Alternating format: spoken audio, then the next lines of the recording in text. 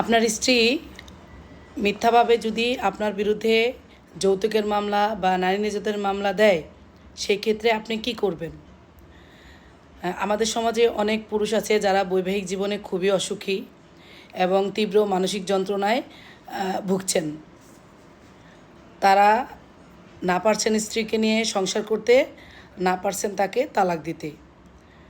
তারা যদি স্ত্রীকে তালাক দেয়, দেখা গেল যে স্ত্রী তাদের বিরুদ্ধে যৌতুকের মামলা অথবা নারী নির্যাতনের মামলা দিবেন, এই ভয়ে সে তাকে তালাক দিচ্ছে না। আবার অনেকের ভিতরে এই ভয়টাও কাজ করে, যদি আমার স্ত্রীকে আমি তালাক দিই তাহলে সে আমাকে আমার বৃদ্ধ পিতামাতা ভাই বোন সবাইকে আদালতে নিয়ে যাবেন।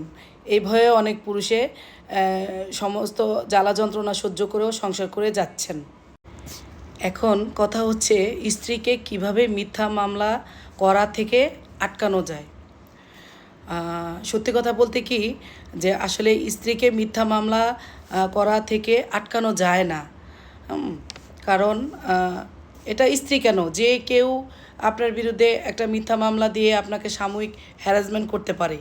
মানে সে স্ত্রী যখন মামলা করতে যায় থানায় বা আদালতে, তখন থানা বা আদালত তার জবানবন্দির উপর ভিত্তি করেই মামলাটি গ্রহণ করে।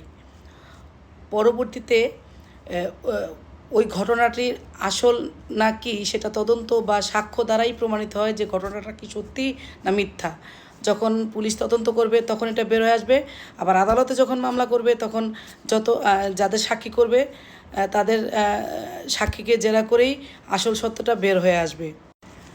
স্ত্রী যখন আদালতে বা থানায় মামলা করতে যায়, সে কখনোই আদালতকে বলে না যে আমার হাজব্যান্ড আমাকে তালাক দিয়েছে এই জন্য আমি মামলা করতে আসছি। কারণ সে ওই বিষয়টা গোপন রাখে।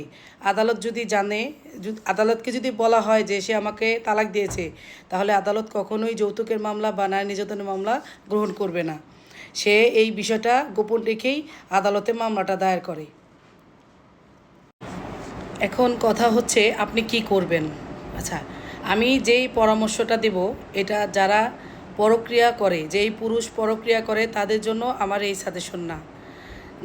তাদের জন্য সাজেশন যারা সাংসারিক টাইপে খুবই কষ্টের দিনাতিপাত করতেছেন। হ্যাঁ, প্রথমে তো আমি বলবো যে যদি পারেন যে মামলা করুক, যদি পারেন যতটুকু পারেন, যে আপনি আপনার সংসারটা বাঁচানোর জন্য যদি মনে করেন যে না, যা হয়েছে আমি সংসারটা করি, হ্যাঁ, তাহলে তো আলহামদুলিল্লাহ আপনার সংসারটা টিকে গেল। আর যদি মনে করেন যে না, এর দ্বারা সম্ভব না, সে আবারও আমাকে বিপদে ফেলবে, তাহলে সেই ক্ষেত্রে আপনি আপনার স্ত্রীকে ডিভোর্স দিয়ে দেন। ডিভোর্স দিয়ে দিলে কী হবে, এটা সে মামলা করবে, মামলা করা তো আপনি আটকাতে পারবেন না। ডিভোর্স দিলেও মামলা করবে, ডিভোর্স না দিলেও মামলা করবে। তাহলে এটা ডিভোর্সটা দিলে কি হলো, যে এটা সাময়িক কষ্ট হলো আপনার। সাময়িক কষ্ট বলতে আপনি কিছু মামলা করার পরে আপনাকে কষ্ট করে জামিন নিতে হবে, মামলাটা সুন্দরভাবে আপনি শক্তভাবে পরিচালনা করেন, সমস্ত কাগজপত্র আদালতে দেখান, তখন দেখা গেছে যে মামলা থেকে আপনি খালাস পাবেন মিথ্যা মামলা করার কারণে। এখন সে যে মিথ্যা মামলা করলো, এই মিথ্যা মামলার জন্য আপনি কি করবেন, তার বিরুদ্ধে উল্টো কাউন্টার মামলা দিতে পারবেন। ওই আদালতেই আপনি তার বিরুদ্ধে, স্ত্রীর বিরুদ্ধে মিথ্যা মামলা করার জন্য মামলা দায়ের করতে পারবেন। নারী শিশু আইনের 17 ধারায় এই মামলা দিতে পারবেন এবং এই মামলায় তাকে আপনি সাজাও প্রদান করতে পারবেন। যদি সে আপনার বিরুদ্ধে মিথ্যা মামলা করে এবং সেটা যদি আদালতে প্রমাণ হয়, আপনি একটা কাউন্টার মামলা করবেন সেই আদালতেই, এবং আপনি আপনার স্ত্রীকে সাজা দিতে পারবেন মিথ্যা মামলার দায়ে। সবাই শুধু কমেন্টসে বলেন যে আমি শুধু মেয়েদের কথাই বলি, মেয়েদের আইন বলি, ছেলেদের কথা বলি না। আজকে আমি ছেলেদের আইনও বলে দিলাম। সবার জন্যই আদালতের রাস্তা খোলা, ঠিক না? কেউ অন্যায় করে পার পেয়ে যেতে পারবে না। সাময়িক কষ্ট হবে, পরবর্তী সব ঠিক হয়ে যাবে। ধন্যবাদ।